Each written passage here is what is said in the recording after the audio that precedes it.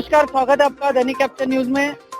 आज दैनिक capture news में मौजूद है आजाद मैदान में और यहाँ पर जैसे आजाद मैदान में जो इंडियन नेवल एम्प्लॉइज यूनियन द्वारा भूख हड़ताल किया जा रहा है, तो हमारे साथ जो मिलिंद कोहली साहब है जो कार्याध्यक्ष हैं, हम उससे जानेंगे। सर, स्वागत है आपका दैनिक कैप्चर न्यूज में। क्या कहना चाहेंगे जैसे आज आपकी यूनियन द्वारा यहाँ पर भूख हड़ताल किया जा रहा है? जो हमारे बीवी यार्ड करके जो अपना ये क्या नाम राहुल कुलाबा में बीवी यार्ड है, एक बड़ा यूनिट है, कैप्टन राहुल करके है मल्होत्रा। तो पहले बात यहाँ से शुरू हो गई कि हमारे जो 3 इलेक्टेड वर्क्स कमेटी है, वर्क्स कमेटी का इलेक्शन होता है फैक्ट्री एक्ट आईडी एक्ट के मुताबिक होता है।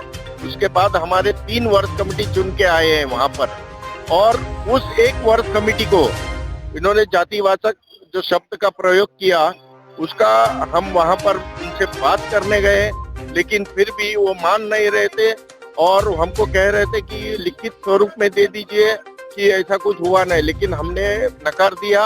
और उसके बाद जो हमारे तीनों वर्क्स कमेटी का गठन जो सितंबर में चुनाव हुआ, लेकिन उन्होंने चुनाव होने के बावजूद जो वर्क्स कमेटी का गठन करना चाहिए फोरम का, उन्होंने नहीं किया। इतना ही नहीं, लेकिन उनको सताने लगे, हैरेसमेंट हो गया, मेंटल टॉर्चर हो गया, और उनका जो ओटी किया था उनके साथ भी दूसरे आदमियों ने, दूसरे वर्कर ने ओटी किया था। करीबन उनके साथ 10-15 वर्कर ने ओटी किया था, लेकिन हमारे यूनियन को मानने वाले 6-7 थे, उसमें 3 वर्क्स कमेटी और अन्य 3-4 थे।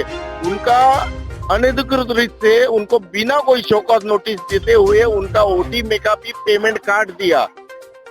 और होता है आपका जैसे निर्वाचित वर्कर कमेटी का जबरदस्ती तबादला किया गया, तो हाँ, उनको फैक्ट्री एक्ट के मुताबिक अगर कोई वर्क कमेटी चुनाव में जीत जाता है तो उसको प्रोटेक्शन होता है कि उसको ट्रांसफर नहीं कर सकते जब तक चुनाव प्रक्रिया 2 साल की पूरी नहीं होती। उनका वो होने के बाद, टर्म होने के बाद उसको तबादला कर सकते हैं, लेकिन उन्होंने अभी बीच में ही ये सब माहौल होने के बाद भी उसने उनका ट्रांसफर करा दिया।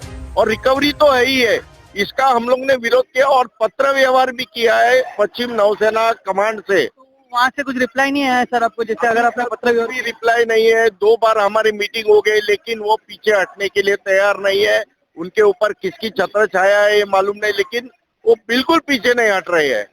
सब व्यवहार किया है, सीएनसी तक किया है, चीफ इन कमांड जो पश्चिम नौसेना का है उसके पास भी किया है, और सीएसओ पीएनए करके जो एडमिनिस्ट्रेशन देखते हैं उनके पास भी किया है, लेकिन कोई भी कुछ भी जवाब, उन लोग पीछे हटने के लिए तैयार नहीं, किस वजह से मालूम नहीं।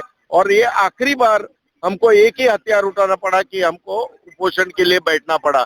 जैसे इंटेक का आपने यहाँ पर जो लगाया, इंटेक द्वारा किस तरह से आपको सपोर्ट मिल रहा है? इंटेक का हमको पूरा सपोर्ट है, क्योंकि हमारी यूनियन ही उनको एफिलिएटेड है।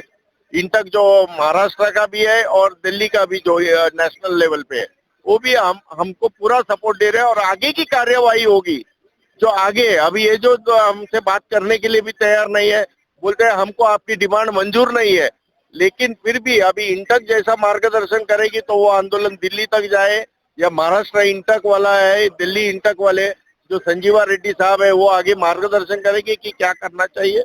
उस हिसाब से हम चल रहे हैं, क्योंकि इनके पास पत्र व्यवहार और बातचीत करके ये सुन नहीं रहे हैं कोई।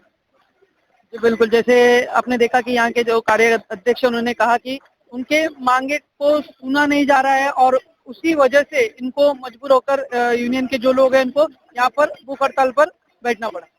दिनेश के साथ मैं भास्कर लिंगम, दैनिक कैप्चर न्यूज।